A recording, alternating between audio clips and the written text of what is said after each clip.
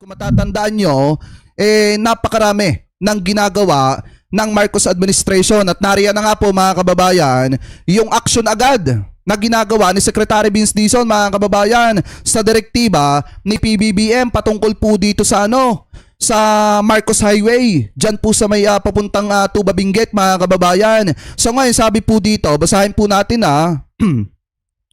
action agad sa Marcos Highway, road slip sa Tuba Benguet ipinapagawa bago ang tag-ulan mga kababayan. Sabi po dito, sa direktiba ni PBBM, pinapabilis ng DPWH ang rehabilitation para sa mas ligtas ang biyahe ng mga motorista, commuters at delivery trucks araw-araw. So ngayon kung titingnan pa natin, tuloy pa natin mga kababayan. Eto wait lang, yan. O sabi dito, mas ligtas na daan pa Baguio. DPWH fast track repair working sa Marcos Highway. Hindi pinababayaan ang pangunahing gateway ng Cordillera. Mabilis na aksyon para maiwasan ang panganib sa panahon ng tag-ulan mga kababayan. So ngayon tuloy pa natin. Yan. Sabi pa dito, delikadong road slip, aaksyon na. PBBM orders immediately rehabilitation in Benguet. Mas matibay na slope protection at drainage system ang itatayo para tuloy-tuloy ang ligtas na biyahe ng publiko. At kung titingnan nyo mga kababayan, mabilis din ang aksyon ni Secretary Vince Dizon. Hindi lamang po dito mga kababayan, kung hindi pati sa pagpapanagot ng mga palpak na tauhan ng DPWH. Dahil kung titingnan po natin itong inilabas mga kababayan ni Ramon Tulfo, ito basahin po natin Yan. Sabi dito mga kababayan, ito raw. Yan. Ito. Yan. Sabi po dito, dinismiss ni Public Works and Highways Secretary Vince Dizon ang dalawang opisyal ng DPWH dahil sa pagkawala ng isang siklista gawa ng walang safety measures na La Trinidad Benguet mga kababayan. Ang mga sinipa sa serbisyo ay sina District Engineer Isagani Kaime at Engineer Deterred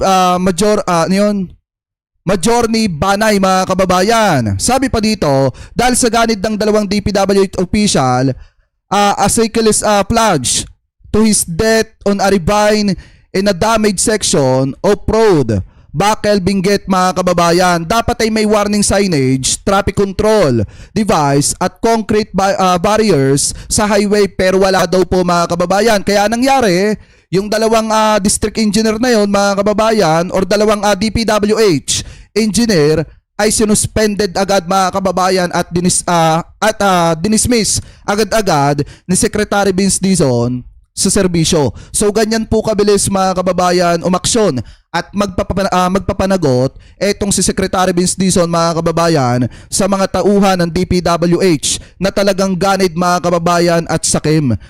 Dahil nga kung hindi sila ganid at sakim, di sana mas pinagtuunan nila ng pansin yung trabaho nila kaysa po sa pangsarili po nilang interes. Mga kababayan. So ngayon ituloy pa natin. Ito pa yung isa sa mga ginagawa ng Marcos administration. Kung titingnan nyo mga kababayan, talagang yung tiga 10 kilo na rice sack mga kababayan ay dire-diretso pa rin po. Lalo na po mga kababayan kung titingnan nyo to, itong programa ng ating pamahalaan, dire-diretso pa rin yung pagtulong sa mga kababayang Pilipino po natin. So sabi po dito, suporta para sa lokal na pamahalaan. Kasabay ng rice distribution, nagbigay rin ng suporta funds para sa mas mapalakas ng serbisyo ng LGU. Tulong bigas, direktang ramdam ng mamamayan. So ngayon tuloy pa natin. Ayan. Sabi pa dito mga kababayan, Bagong Pilipinas in Action, ang direktang ayuda ay isa sa mga paraan ng administrasyon para ipakita ang mas responsive na pamahalaan. So kung titingnan nyo dire-diretso yung pagtulong mga kababayan ng ating pamahalaan sa mga kababayang Pilipino po natin para nang sa ganon maramdaman ng taong bayan na meron po tayong pamahalaan na masasandalan po nila. So sabi pa nga dito, bigas na diretsong makakarating. Pinangunahan ni Ferdinand Marcos Jr.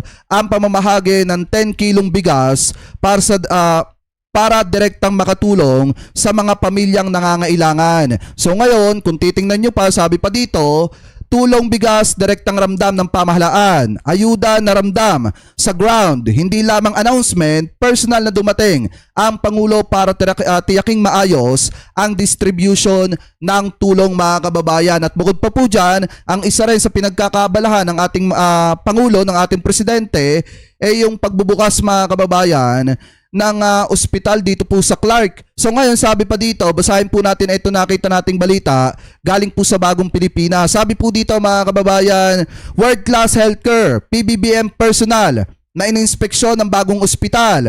Personal na siniguro ni PBBM ang kalidad ng kauna-unahang pampublikong ospital sa Clark Freeport Zone, ang Pampanga Provincial Hospital Clark mga kababayan. Ipinapakita ng Bagong Pilipinas ang mabilis na aksyon para sa mas maayos na serbisyong pangkalusugan.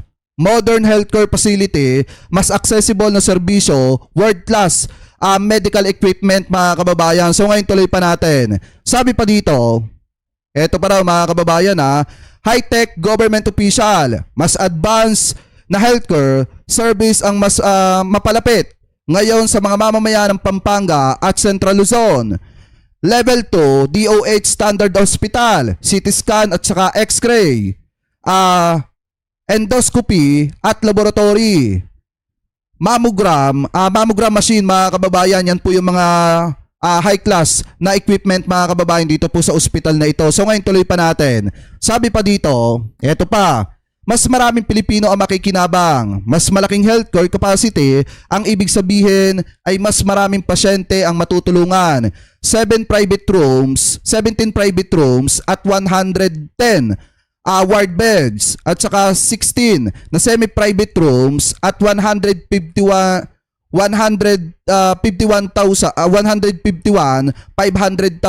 Clark workers mga kababayan ang makikinabang din po dyan. Hindi lang mga kababayan Pilipino po natin, pati yung mga kababayan Pilipino po natin ang manggagawa. So ngayon tuloy pa natin. Sabi pa dito mga kababayan, healthcare at trabaho sabay na pinapalakas. Hindi lang kalusugan ang napapalakas, kasama rin ang trabaho at kabuhayan ng mga tao. Tinatayang nasa 401 jobs para sa mga taga Pampanga. Mas mabilis na serbisyo sa komunidad, tulong sa medical workforce mga kababayan. So ngayon ituloy pa natin. Sabi pa dito, ayan, Bagong Pilipinas, mas modernong serbisyong medikal. Sa ilalim ni PBBM, tuloy ang mabilis na aksyon para sa mas modern at accessible na healthcare system mga kababayan. Mas dekalidad at mas abot kayang healthcare ang isa sa pangunahing layunin ng Bagong Pilipinas. Kaya nga kung titingnan nyo mga kababayan, sobrang abala po ang ating presidente sa pagtulong sa mga kababayang Pilipino po natin, habang yung mga senator naman sobrang abala sa paggawa ng drama at pag-iyak-iyak dyan po sa Senado. Kaya nga kung tutusin, ito lagi nating sinasabi to alam nyo yung mga senator dyan na mga kaalyado ni Duterte, aba magtrabaho naman kayo. Diba? Mas maganda magtrabaho naman kayo. Gumawa kayo ng mga batas na mapapakinabangan ng mga kababayang Pilipino po natin. Hindi yung magsusulong kayo ng resolusyon para sa mga kaalyado ninyo. Na katulad ni Senator Bato de la Rosa. Diba mga kababayan? Kaya nga ito payo ko lamang po sa mga senator, sana tulungan nyo ang Pangulo, ang Presidente na maipagpatuloy yung mga gandang nasimulan niya na mga programa na makakatulong sana sa taong bayan. Hindi yung kayo-kayo ang nagkakagulo, gumagawa ng eksena, gulo dyan sa Senado, may padrama-drama pa, dahil hindi kailangan ng taong bayan yan. Diba? Sa tingin nyo ba, bubusugin kayo ng mga dramang yan sa Senado?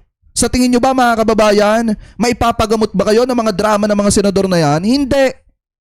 Diba? Kaya nga pinakamainam na dapat gawin, magtrabaho na, mag-focus na mga kababayan, at dapat maipaaresto na etong si Bato de la Rosa sa lalo't madaling panahon para hindi na pamarisan pa ng ibang mga senator. Ano po? So kayo, mga kababayan, kung kayo po ang tatanungin, ano po masasabi ninyo hingil po dito sa mga issue po na tinalakay po natin na ito? Ano po masasabi ninyo hingil po sa mga topic po na pinag-usapan po natin? So ngayon, comment below na lamang po kung ano pong comment at opinion po ninyo hingil po dito.